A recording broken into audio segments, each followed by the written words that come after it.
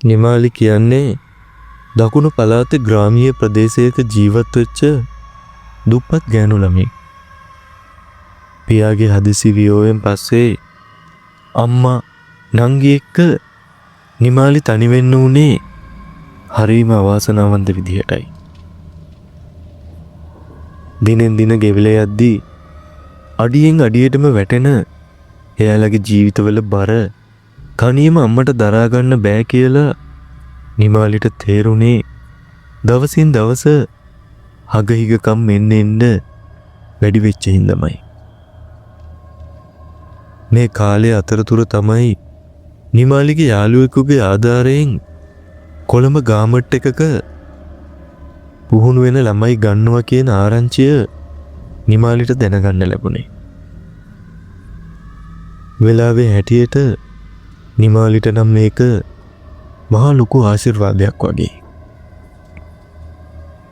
ඒත් නිමාලිගේ අම්මා නම් මේකට වැඩිය කැමති වුණේ නෑ.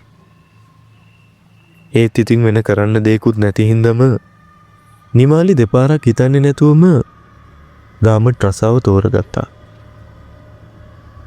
ගාමට් එකට පයින් යන්න පුළුවන් තරමේ ළඟ පාතින් උන බෝඩින් කෑල්ලක් ගොඩක් අඩු ගානකට හොයාගන්න නිමාලිට පුළුවන් වුණා. ඒක තනි කාමරයක් කොටස් දෙකකට වෙන් කරලා කුස්සියක් වගේ හදලා තිබුණු පොඩි ගේ කෑල්ලක්. ගාමට් එකට යන පාර ළඟම පොඩි අතුරු පාරට තිබුණු එකම ගෙදර මේ ගෙදර විතරයි. හැබැයි ඉතින් ඒ වෙලාවේ හැටියටයි මේකට දෙන්න තිබුණු මුදල හැටියටයි නිමාලිට මේක වැඩිපුරත් එක්ක. මේ ගෙදරට යන පාරේ වෙන ගෙවල් තිබුණේ නැති නිසා මේ පාරේ වාහනයක්වත් ගියේ නැහැ. උදේ හවස වැඩ ඇරිලා ගෙදර යන නිමාලි ඇරෙන්න වෙන කවුරුවත්ම මේ පාරේ ගියෙත් නැහැ. මේ විදිහට ටික කාලයක් ගත වුණා. නිමාලි පාඩුවේ තමන්ගේ වැඩ ටික කරගත්තා. ගෙදරට සල්ලි ටිකකුත් යවුවා. ඒ සල්ලි අම්මා නංගිගේ ඉස්කෝලේ වැඩවලට තියාගත්තා. මේ විදියට කාලේ ගෙවිලා ගිහිල්ලා මාස 6කට විතර පස්සේ ටිකක් අමුතු විදිහේ සිද්ධි කීපයකට මූණ දෙන්න නිමාලිට සිද්ධ වුණා. නිමාලි කියන්නේ ගොඩක් අහිංසක වගේම ගොඩක් ලස්සන ගෑනු ළමයෙක්. එයාගේ ලස්සන වැඩි වෙන්න ලොකුම හේතුව උනේ එයාට තිබුණු දිග ලස්සන කොණ්ඩේ. කලාතුරකින් කාටවත් පිහිටන්නේ නැති විදිහේ තද කළු පාට විලුඹ ළඟට දිග රැලි කොණ්ඩයක් නිමාලිට තිබ්බා. මොහොතේ රැලි වගේ ලස්සන මේ කොණ්ඩේ දකින්න ඕනම කෙනෙක් දෙපාරක් නෙමෙයි 3-4 පාරක් වුණත් හැරිලා බලන එක සාමාන්‍ය දෙයක්. ඒ කොණ්ඩේ ඒ තරම්ම ලස්සනයි.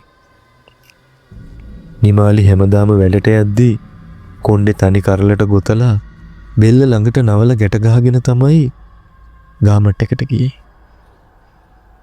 මොකද ගාමට් එකේ වැඩ කරනකොට කොණ්ඩේ වැහෙන්න ස්කාර්ෆ් එකක් දාන්න ඕනි. ඉතින් එක දවසක් නිමාලි වැඩ ඉවර වෙලා බෝඩිමට යන්න අතුරු පාරට හැරිලා ඇවිදගෙන ඉස්සරහට යද්දී එයාගේ කොණ්ඩේ ගහලා තිබුණු කොණ්ඩ කටුවෙන් කවුරු හරි කෙනෙක් අදිනවා වගේ දැනුණා. එක පාරටම ගැසිලා පිටිපස්ස බැලුවත් කවුරුවත් පේන්න නම් හිටියේ නෑ. වැඩ කරලා මහන්සිය නිසා ඒක ලොකුවට හිතට ගත්ත නැති නිමාලි අඩිය ඉක්මන් කරලා බෝඩිමට ගියා. ඉක්මනටම නාලා හන්දිය කඩෙන් අරන් ආව ආප්ප මුල කන්න හිතන් නිමාලි බෝඩිමේ පිටුපස බිත්තියට අල්ලලා තිබුණු ෂවර් එක යටට ගියේ. එයාගේ ලස්සන දියැලක් වගේ දිග කොණ්ඩේ ලියන ගමන් වතුර වැටිලා දිග ඇරෙන රැලි කොණ්ඩේ දැන් නම් බිම ඇතිල් වෙන තරමටම දිගයි. මේ වෙලාවේ තමයි නිමාලිට එකපාරටම දැනුනේ කවුරු හරි කෙනෙක් පිටිපස්සේ ඉඳලා තමන්ගේ කොණ්ඩේ හයියෙන් අදිනවා කියලා. දරා ගන්න බැරි තරම් බය වෙච්ච නිමාලි එක පාරටම පිටිපස්ස බැලුවා. වටපිටාව හොඳටම කරුවලයි. නිමාලිට පේන්න තිබුණේ මාන පඳුරු කීපයකුයි කේල් පඳුරු කීපයකුයි විතරමයි. මේ වෙලාවේ ටිකක් හිත ගැසෙච්ච නිමාලි ඉක්මනින් නාගෙන ගෙට ගොඩ වෙලා දොරවල් වහලා ගෙනාපු ආප්ප ටිකත් කාලා ඉක්මනටම නිදාගත්තා. වැඩ කරලා තිබුණු මහන්සියත් එක්කම නිමාලිට ඉක්මනින්ම නිින්ද ගියා. පහුවෙනිදා උදේම නැගිටලා වැඩට යන්න ලෑස්ති වෙලා කොණ්ඩේ පීරන්න පනාව හොයද්දී වෙනදා තියෙන තැන පනාව තිබ්බේ නැති හින්දා හැම තැනම හොයලා වැඩට යන්න පරක්කු වෙන හින්දාම නිමාලි කොණ්ඩේ පීරන්නෙත් නැතුව අතෙන් හදාගෙන බෙල්ල ළඟට වෙන්න ගැට ගහගෙන තමයි එදා වැඩට ගියේ. එදා හවස වැඩ ඇරිලා එද්දී අලුත් පනාවක් අරන් එන්නත් නිමාලි අමතක කළේ නැහැ.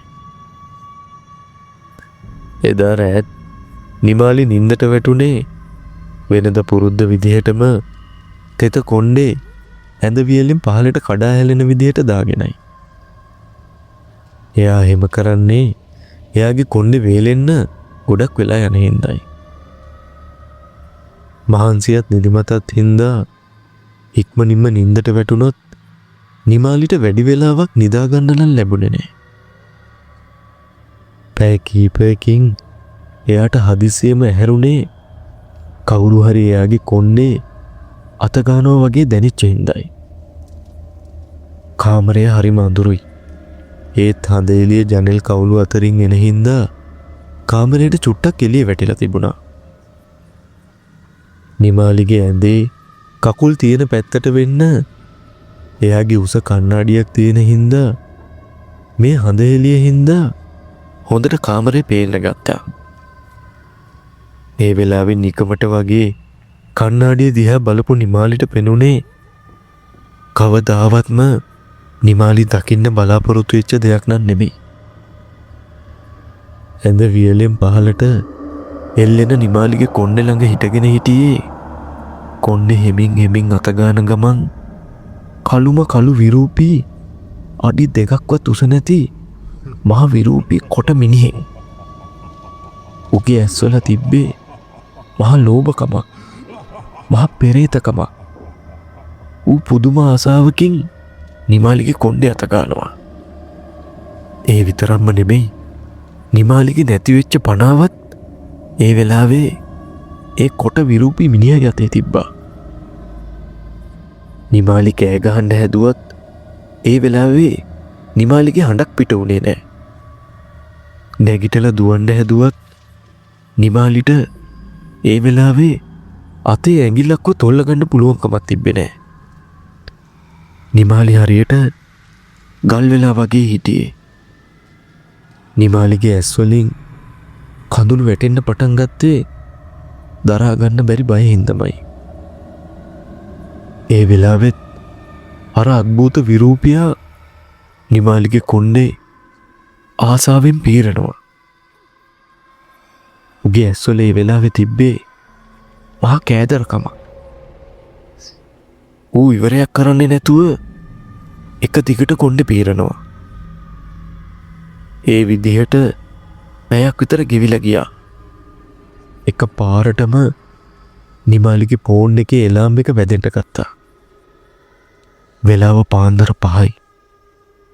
ඒ සද්දෙත් එක්කම අර විරූපියා නිමාලි බලන් ඉද්දිම අතුරුදහන් වෙලා ගියා.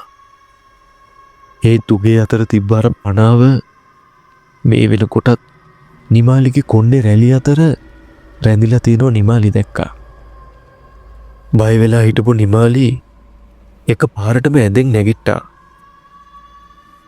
එයාට ඒ වෙලාවේ නම් ඇඳෙන් නැගිට ගන්න පුළුවන් වුණා.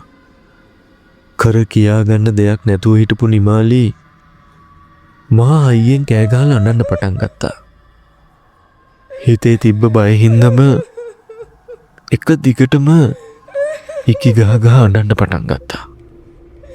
අන්තිමේදී නිමාලි තීරණයක් ගත්තා. මේසේ උඩ තිබ්බ කතුර ගත්ත නිමාලි අර ලස්සන දිග කොණ්ඩේ මුලින්ම කපලා ඇඳ උඩට විසික් කරා. තවත් එක විනාඩියක්වත් පරක්කු වෙච්ච නැති නිමාලි ඒ ගෙදරින් සදාටම පිටත් වෙලා ගියා. ආයිමත් නිමාලි එයාගේ ගමට ආවා. කාලයක් ගත වෙලා ගියා. ඉඳලා හිටලා අතුරු පාරේ අර ගෙදර පැත්තට පොඩි අඩියක් ගහන්න යන කොල්ලු කුරුට්ටු කියන විදියට හඳ තියෙන දවස්වලට අදටත් මේ ගෙදර ජනේලකින් එබිලා බැලුවොත් පාන්දර 1-2ට විතර කළු මිටි විරූපි මිනිහෙක් මොනවද මුමුණන ගමන් පෙරේත බැල්මකින් මූණ පුරවගෙන ගෑනු ළමෙක් කපලා දාපු දිග කොණ්ඩයක් පීරනවා බලා ගන්න පුළුවන්ලු.